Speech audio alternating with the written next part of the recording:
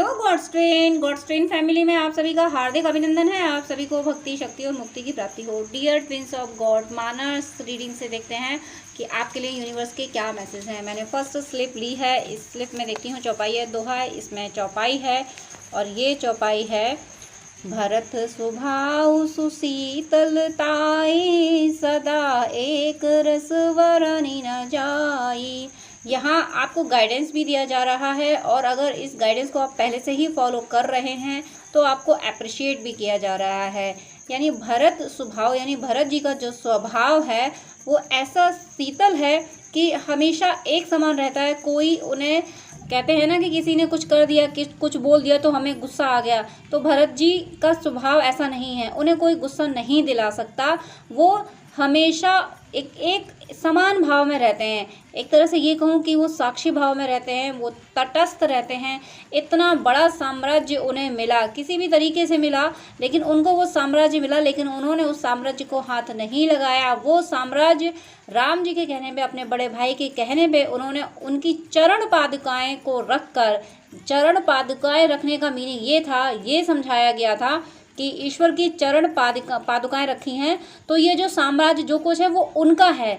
मुझे तो काम करने के लिए कहा गया है, मुझे तो जिम्मेदारी दी गई है, इसलिए मैं ये सब कर रहा हूँ, लेकिन ये है सब मेरे प्रभु का, मेरे भ्राताश्री का।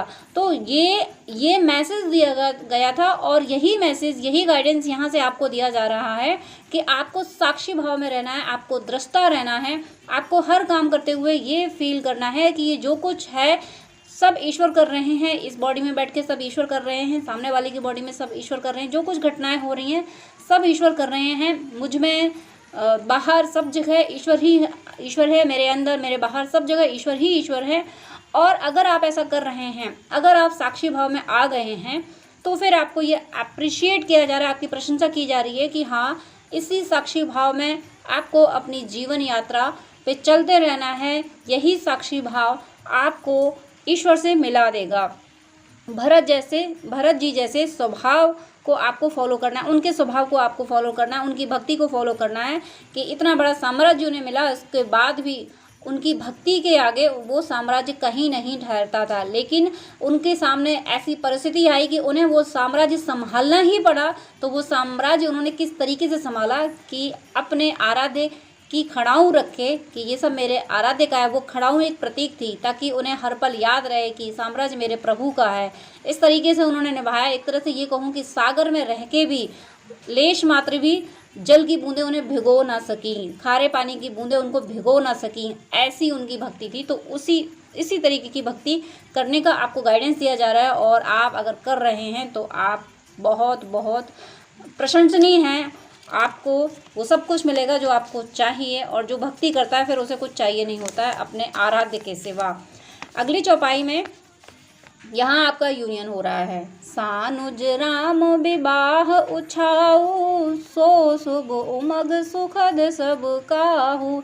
सानुज यानी भगवान राम जी का विवाह हुआ था, तो उनके बाकी के 3 भाइयों का, उनके छोटे 3 भाइयों का भी विवाह हुआ था। तो सानुज राम विवाह, इसका मीनिंग यह है कि आप जो भी व्यूअर हैं उनमें से ज़्यादातर व्यूअर का यूनियन होने वाला है। मैरिज भी चांस है अगर आप मैरिज मैनिफेस्ट कर रहे हैं तो। अगर आप मैरिज मैनिफेस्ट नहीं कर रहे हैं तो डेस्टिनी में जो होगा वो होगा, क्योंकि भगवान तो कोई भी इंसान भगवान नहीं हो सकता। मैं भी आपको एक्यूरेट नहीं बता सकती हूँ अगर आप मैनिफेस्ट नहीं कर रहे हैं तो। लेकिन अगर आप मैनिफेस्ट कर रहे हैं तो फिर आपकी मैरिज आपके काउंटर पार्ट से ज़रूर होगी। यहाँ राम जी के साथ उनके 3 छोटे भाइयों का विवाह हुआ है, तो विवाह मीनिंग आपकी मैरिज ज़रूर होगी अगर आप मैनिफेस्ट कर रहे हैं तो। और कब होगी? जब आप साक्षी भाव में जीना सीख गए कि सब कुछ प्रभु का है, मैं मेरे प्रभु का और मेरा ट्विन मेरे प्रभु का, सब कुछ मेरे प्रभु का है, मुझे मेरे ईश्वर मिल गए बस। जब आप इस भाव में आ जाएंगे, आप अकर्ता बन जाएंगे। आप ये फील कर लेंगे कि सब कुछ करने वाला ईश्वर है, करता वही है, मैं तो सिर्फ दृष्टा हूँ। जब ये भावना आपकी सोल में, आपके माइंड में, आपके मन में ये मजबूती से बैठ जाएगी ये भावना कि मैं सिर्फ दृष्टा हूँ, मैं आत्मा हूँ, तो आपका यूनियन ज़रूर होगा। आपके लिए नेक्स्ट स्लिप है। अगली जो स्लिप मैंने चूज़ की है ये है, इसमें चौपाई है। मति अति नीच ऊंची रुचि आछी, चाहिए अमीय अमीय जग न छाछी। यहाँ ये कहा गया है कि आप अगर बहुत कुछ अपनी जर्नी में सही कर पा रहे हैं, अपनी जर्नी में चल पा रहे हैं, तो प्लीज़ इस बात का भी ध्यान रखें कि दूसरा अगर कुछ कह रहा है, हो सकता है अगर दूसरा कुछ बता रहा है और वो नॉलेज आपको पहले से ही है, तो आप बिल्कुल उसको ये जाहिर ना करें कि देखो तुम्हें तो अब पता चला, मुझे तो ये बात पहले से ही पता थी। इस तरीके से जाहिर ना करें, उसको भी अप्रिशिएट करें कि हाँ सच अच्छा हुआ कि तुम्हें ये चीज़ पता चल गई, हाँ ऐसा होता है, ये होता है, वो होता है। एक्चुअली यहाँ ये कहा जा रहा है इस चौपाई से कि आपको ये ध्यान रखना है कि आपको अपने ज्ञान का ज्ञान ना हो जाए। ज्ञान का ज्ञान होने का मीनिंग ये है कि मैं ज्ञाता मीन्स ईगो आ गया। तो आपको इस चीज़ का ध्यान रखना है। और अगर आप कंफ्यूज हैं, आपको नहीं समझ आ रहा है, तो फिर आप यूनिवर्स से कह दीजिए, ईश्वर के जिस रूप को मानते हैं उनसे ये कह दीजिए कि हे ईश्वर, मेरे अंदर जो भी दोष हैं सब समर्पित, ये गुण आपके, ये दोष आपके, जो आपके मीनिंग ईश्वर को ब्लेम करने की एनर्जी नहीं हो उसमें, हे ईश्वर मैं तुम्हारा, मैं तुम्हारी, सब कुछ तुम्हारा, आप जानो कि इन मेरे गुण दोषों को कैसे हैंडल करना है, ये आप जानो, आप हैंडल करना। इस एनर्जी में आपको रहना है, क्योंकि हर कोई ज्ञाता नहीं होता। किसी को कोई बात कभी समझ आती है, किसी को कोई बात कभी समझ आती है। तो जब जिसको ज्ञान मिला, जब आपको जो ज्ञान मिला है, आपको जो ज्ञान अब तक मिला है, वो ज्ञान पहले दूसरों को था, दूसरों से आपको मिला है। तो जब आपको ज्ञान मिला, उससे पहले आपके सीनियर, आपसे जो पहले अवेकन हुए हैं, उनको वो ज्ञान मिल चुका था और अब आपको मिला है। आपके बाद अवेकन होने वालों को मिलेगा। तो इसका मीनिंग ये नहीं है कि आज हम जान गए तो जो बाद में अवेकन हो रहा है, जो बाद में जान रहा है, वो कहीं किसी बात में पीछे है, ऐसा नहीं है। ये ज़िंदगी चलते जानी है, पड़ाव आते रहते हैं। कुछ हमसे पहले इस ज़िंदगी की यात्रा को पूरी कर चुके हैं और हम अब कर रहे हैं, कुछ हमारे बाद करेंगे। ये ज्ञान जो ईश्वर ने डिसाइड कर रखा है वो सबको मिलेगा। तो इस बात का आप बहुत ध्यान रखें। आपको ये गाइडेंस दिया जा रहा है कि सबके ज्ञान का सम्मान करें, लेकिन सबके ज्ञान का सम्मान करने का मीनिंग ये भी है, ये भी ध्यान रखें कि कोई बिल्कुल ही उल्टा बोल रहा है, कोई बिल्कुल ही गलत बोल रहा है, कोई बिल्कुल ही ईश्वर को नहीं मानता है, कोई बिल्कुल इलॉजिकल बातें कर रहा है, तो आप उसको भी आप ये कहें कि मुझे सबका ज्ञान का सम्मान करना है। तो वहाँ उसको समझाना भी है, वो जिस तरीके से समझे। मैं यहाँ ये नहीं कहूँगी कि उसको प्यार से समझाना है या डांट से समझाना है, वो जिस तरीके से समझ सकता है उस तरीके से आप उसको समझाएं भी। लेकिन अगर कोई अच्छी बातें कर रहा है, लेकिन वो बातें पहले से पता हैं आपको, तो ज़रूर आप इस बात का ध्यान रखें कि अच्छा हुआ इसे भगवान ने ये वाला ज्ञान दे दिया, तो ईश्वर को बहुत शुक्रिया कि जो इसको भी ये ज्ञान दे दिया। नेक्स्ट स्लेब है वियर। हो सकता है आपको बारिश की आवाज़ आ रही हो, थोड़ा साउंड डिस्टर्ब हो सकता है, थोड़ा सा वियर कर लीजिएगा कि मैं रीडिंग करने बैठी और बारिश होने लगी। अब तेज़ बारिश हो रही है, तो प्लीज़ थोड़ा सा वियर कर लीजिएगा। ये चौपाई है घोर धार भृगुनाथ रिसानी, घाट सुभद्र राम बरबानी। यहाँ भगवान राम ने धनुष तोड़ दिया था, जब उनका शिव जी का धनुष तोड़ दिया था, तो फिर बहुत गुस्सा आया था परशुराम जी को। तो परशुराम जी को जो गुस्सा आया था, तो उनका जो गुस्सा था वो शांत किसने किया था? वो राम जी ने ही किया था। राम जी ने इतनी मीठी मीठी प्यारी प्यारी बातें की थी। तो घोर धार भृगुनाथ रिसानी, घाट सुभद्र राम बरबानी, की राम जी की बातें, राम जी के चरित्र को फॉलो करें। यहाँ आप कथा के गहराई में ना जाएं, आप सिर्फ इतना समझें कि कोई भी अगर गुस्सा कर रहा है, आपको गुस्सा दिलाने की कोशिश कर रहा है, तो आप उससे प्यार से मीठी मीठी बातें करके अगर वो संभल सकता है तो। अब कुछ लोग ऐसे होते हैं कि उन्हें समझना ही नहीं है, वो नेगेटिव एनर्जी से इन्फ्लुएंस होते हैं, उनको समझना ही नहीं है, तो फिर उनको डांटना भी पड़ेगा। तो इस तरीके से आपको ध्यान रखना है कि आपको किस तरीके से समझाना है। यहाँ टोटली आपको, मुझे इन चौपाइयों में मुझे यही फील हो रहा है कि आपको गाइड किया गया है कि आप थोड़ा सा सोसाइटी को, यानी आपके आसपास के जो लोग हैं उनको डील करने में थोड़ा सा एहतियात बरतें कि कौन से लोग किस तरीके के हैं, कौन प्यार से समझ रहा है, कौन डांट से समझ रहा है। ये बिल्कुल ध्यान रखें। आप एक फार्मूला ना अपनाएं कि सबको प्यार से समझाना है, ऐसा भी नहीं है कि सबको डांट के समझाना है, ये भी नहीं है। जो जिस तरीके से समझ रहा है आप उस तरीके से उसको समझाएं। नेक्स्ट स्लिप है आपके लिए, इसमें देखती हूँ क्या है, चौपाई है या दोहा है। इसमें है जाना चाहे गुड़ गति जेऊ, नाम जी है जपी जान नहीं ते हूँ। यहाँ नाम जप के लिए कहा जा रहा है। आप व्यूअर, आप में से कुछ व्यूअर हो सकते हैं जो नाम जप या तो कर रहे हैं तो आपको अप्रिशिएट किया जा रहा है, या फिर आप नहीं कर रहे हैं, आपको समझ नहीं आ रहा कि कैसे ईश्वर को पाने के लिए सबसे सरल तरीका क्या है।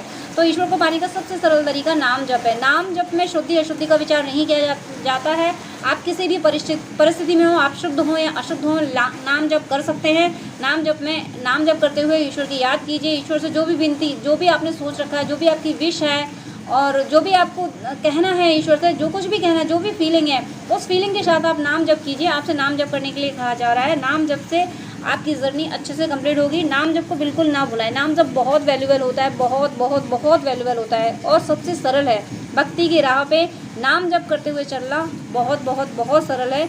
यानी अगर हमें ज्ञान नहीं होता, हम वेदों का, इन सब चीज़ों का ज्ञान नहीं अर्जित कर सकते, एक जीवन में इतना सब नहीं कर सकते, लेकिन नाम जप एक ऐसा उपाय है। तुलसीदास जी ने भी कहा है कि कलयुग केवल नाम आधारा, सुमिर सुमिर नर उतना ही पारा। क्योंकि निगेटिविटी इतनी होगी कि हम तपस्याएं नहीं कर पाएंगे। तो सिंपल सा है कि हम नाम जप करें। तो आप ज़रूर नाम जप करते रहें। अगर आपको समझ नहीं आ रहा कि क्या करें, सरलता कैसे भगवान कैसे हम जैसों पे भी प्रसन्न हो सकते हैं जिन्हें कुछ नहीं आता, तो भगवान बस आप नाम जप लीजिए, उनकी याद कीजिए, भगवान आप पे प्रसन्न ज़रूर होंगे। नेक्स्ट स्लिप है, ये इसमें चौपाई है। चहु जुग चहु श्रुति नाम प्रभाव, कलि विशेष नहीं आन पाओ। देखिए अभी यहाँ इस जुबान से ईश्वर ने यही कहा कि तुलसीदास जी ने भी यही कहा है कि कलयुग केवल नाम आधारा, और इस चौपाई ने भी यही कह दिया। चहु जुग चहु श्रुति नाम प्रभाव, यानी चारों युगों में नाम का सुनना, नाम को जपना ही सबसे उत्तम है, यही प्रभावशाली है। कलि विशेष नहीं आन पाओ, कलि विषय यानी कलयुग में तो विशेष है नाम जप करना। इसके अलावा, नाम जप के अलावा कोई दूसरा उपाय नहीं है। इस कलयुग में अपनी भक्ति को संभाल के रखना, इस कलयुग में भक्ति की राह पे चलने के लिए नाम जप के अलावा कोई दूसरा उपाय नहीं है। तो ये रीडिंग आपको ये गाइडेंस दे रही है कि आप नाम जप करें। नाम जप की ओर ये रीडिंग आपको ले गई है। एक स्लिप और ले रही हूँ। थोड़ा सा जल्दबाजी मुझे इसलिए है क्योंकि बारिश हो रही है तो साउंड बहुत तेज़ आ रहा है। मुझे लग रहा है कि आप लोग भी जब सुनेंगे तो आप थोड़े से डिस्टर्ब हो सकते हैं। तो प्लीज़ आप क्या करूँ, बारिश होने लगी, मुझे नहीं पता था, वेदर तो देख लिया था, लेकिन मैंने सोचा तब तक कर लूँगी रीडिंग, लेकिन बारिश होने ही लगी। नेक्स्ट स्लिप है, इसमें चौपाई है।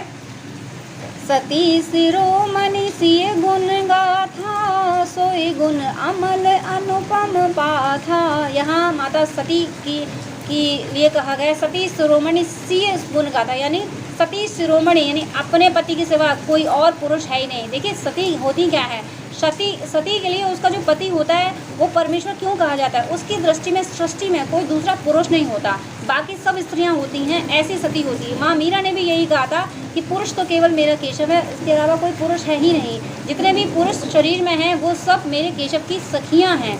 तो यही सती होती है। तो यहाँ सती शिरोमणि कहा जा रहा है, सोई गुण अमल अनुपम पाथा। तो आपसे ये कहा जा रहा है कि जो अगर आप डिवाइन फेमिनिन है, ट्विन फ्लेम जर्नी में और आप डिवाइन फेमिनिन है, तो फिर सतियों के चरित्र को सुने, उनको फॉलो करें। माता सीता, राधा रानी और पार्वती माता और भी जो सतियाँ हुई हैं, ऋषि पत्नियाँ हुई हैं, उनके चरित्र को सुने, माँ मीरा के चरित्र को सुने और उन्हें फॉलो करें। इससे आप ट्विन फ्लेम जर्नी पे आसानी से चल पाएंगे। ट्विन फ्लेम जर्नी में आपको और मजबूती मिलेगी और अच्छे से आप अपनी जर्नी कंप्लीट कर पाएंगे। तो व्यूअर रीडिंग में बस मैं यहीं फिनिश करती हूँ क्योंकि साउंड बहुत ज़्यादा हो रहा है। आप प्लीज़ इस गाइडेंस को फॉलो करें। God bless you. जय श्री कृष्णा।